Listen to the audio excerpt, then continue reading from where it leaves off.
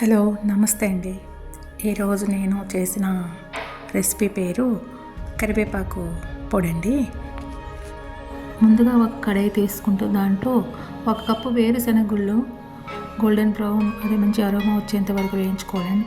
తర్వాత 1 కప్పు నువ్వులు అది కూడాను కొంచెం గోల్డెన్ బ్రౌన్ మంచి అరోమా అంటే సువాసన వచ్చేంత వరకు వేయించుకోవాలండి గోల్డెన్ బ్రౌన్ కలర్లో.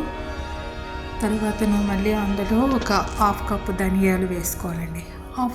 హాఫ్ కప్పు ధనియాలు అవి దోరగా వేయించిన తర్వాతను ఒక 1/2 కప్పు మినపప్పు వేసుకుంటూ కమ్మని మినప వాసన అంటే కొంచెం వేయిస్తుంటే మినపప్పు వాసన వస్తుందండి, చాలా అమోఘంగా ఉంటుంది. అలాగే ఒక 1/2 కప్పు జీలకర్ర వేసి వేయించుకుంటూ మనం తీసి పక్కన పెట్టుకోవాలండి. ఇవన్నీ వేయించేసుకుంటూ ఒక పళ్ళెంలో మనము చల్లారనివ్వాలండి. అందులో అదే కడాయిలో కొన్ని మిరపకాయలు అంటే ఒక 20-25 ఎవరి టేస్ట్కి అంటే ఎవరి కారానికి బట్టి వాళ్ళు మిరపకాయలని యూజ్ చేసుకోవచ్చండి. మిరపకాయలు కూడాను దోరగా వేయించేసుకోవాలండి. ఇవన్నీ కూడా ఓన్లీ ఖాళీ పనం మీదన వేయించుకోవాలి, ఆయిల్ లేకుండా డ్రై రోస్ట్గా వేయించుకోవాలి. వెల్లుల్లి రబ్బలు ఒక 15-20 వెల్లుల్లి రబ్బలు కూడా వేసుకోవాలండి. మనం నీట్గా చేసుకుంటూ పొట్టు తీసేసుకుంటూ తర్వాత అవన్నీ పక్కన ఒక పళ్ళెంలో వేసుకుంటూ చల్లారనివ్వాలండి. అలాగే ఒక బౌల్ కరివేపాకు, మనం ఈ కరివేపాకు పొడిని చేసుకోవడానికి మెయిన్ ఇంగ్రీడియంట్ అండి.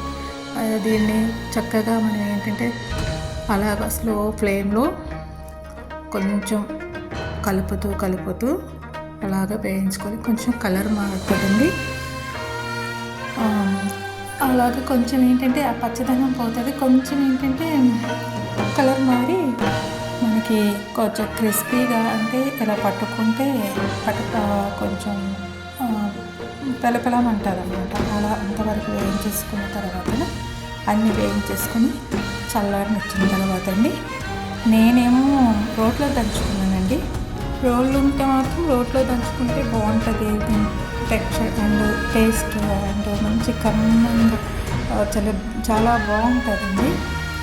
ఇలా ముందుగా ఈ వేయించిన దినుసులన్నీ వేసుకుంటూ మసాలా దినుసులన్నీ వేసుకుంటూ మంచిగా కచ్చాపచ్చగా దంచేసుకుంటూ దాంట్లో కొంచెం మనకి టేస్ట్కి సరిపడా సాల్ట్ని కూడా యాడ్ చేసుకుంటూ దంచుకోవాలండి. తర్వాత కరివేపాకు కొంచెం వేస్తూ మనం అన్నీ కలిసేటట్లా మిక్స్ చేసేటట్లా మనం కొట్టేసుకోవచ్చండి పొడిలాగా. అది మనకి రోకలి లేదు అంటే అప్పుడు మనం మిక్సీలో కొంచెం బరకగా మనం మిక్సీ పట్టుకోవచ్చండి. ఇలా తయారు చేసేసుకుంటా తర్వాత ఇది మనకు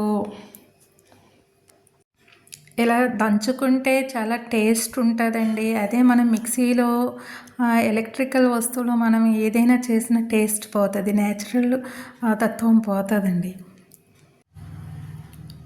ఇలాగ మనకు ఓపిక ఉండి పూర్వం రోజులు ఇలా దంచి పెట్టుకుంటూ నిల్వ చేసుకుంటూ తర్వాత తినేవారండి. అందుకని అప్పుడు ఆరోగ్యంగా చాలా మంచిగా ఉండేవారు.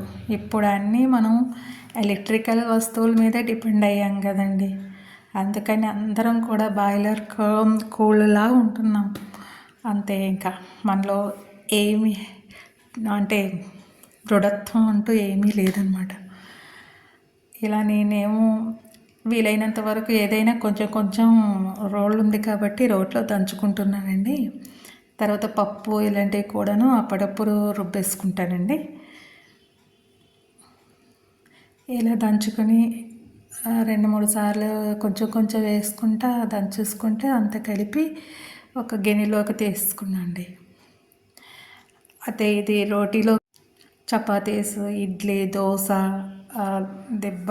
దెబ్బ కుడుము అదే కుడుము, ఆవిరి కుడుము, ఇలా దేనిలోకైనా మనం అన్నం వేడి అన్నంలో నెయ్యి వేసుకుంటూ లేదంటే గానుగ నూనె అదేనండి నువ్వుల నూనె వేసుకుంటూ మనం వేడి అన్నంలో ఫస్ట్ 2-3 ముద్దల వరకు తింటే చాలా బాగుంటుందండి. ఇదే మనకి కరివేపాకు పొడి తయారైపోయిందండి.